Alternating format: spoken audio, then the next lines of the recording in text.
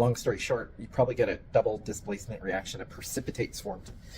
Now, we're going to do this in a Erlenmeyer flask with a small test tube.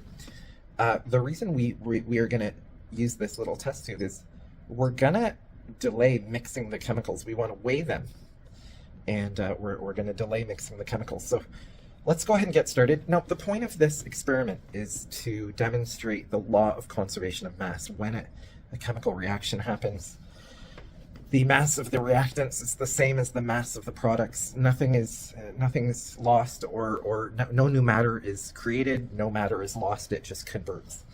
So without further ado, let's go ahead. So I had a textbook, but I'm just going to go by memory. First of all, safety glasses. Okay, so we needed to put 5 mils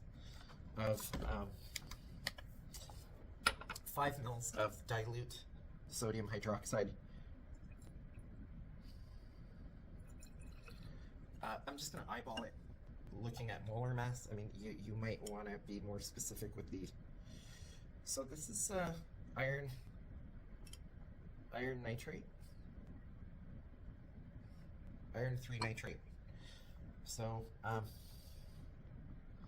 put this here. So iron 3 nitrate and sodium hydroxide. So again, hopefully you can see. I will try to add this chemical.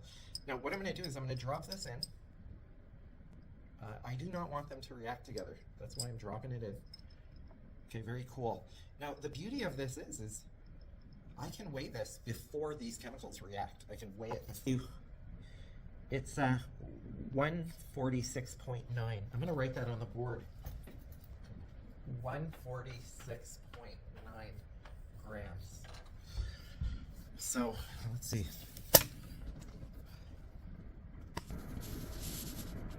That might be backwards, hopefully not. Now, what I'm going to do, again, this reaction, there's no precipitate formed. Let's see if I can get these to mix. So, I hope the videography is good here. You can clearly see that there's kind of a heavy, sticky orange. It's almost like paint. A precipitate has, I would describe that precipitate as being kind of a rusty orange color. So clearly a reaction. I'm touching the glass. I don't really feel like a temperature change. But what I'm going to do now is, now that reaction has taken place, I'm going to weigh this again. And so clearly a reaction has happened. I would almost maybe venture to say a double displacement reaction.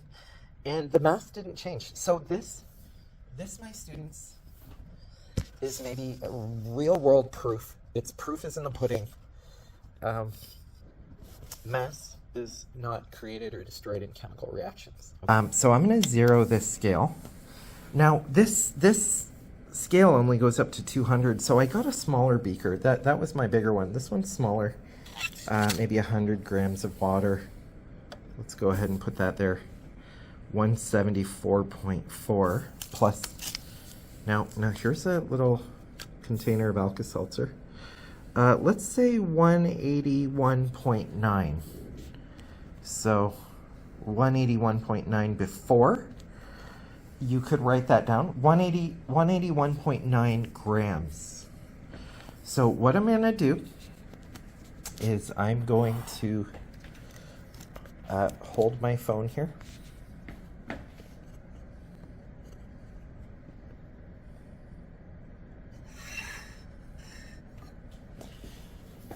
Okay. I'm going to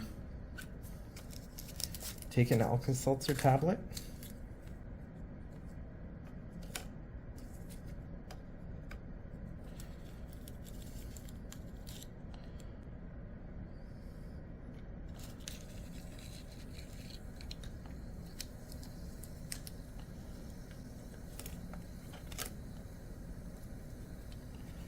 Notice a chemical reaction is taking place. 181.5. Now, if you're very observant, you might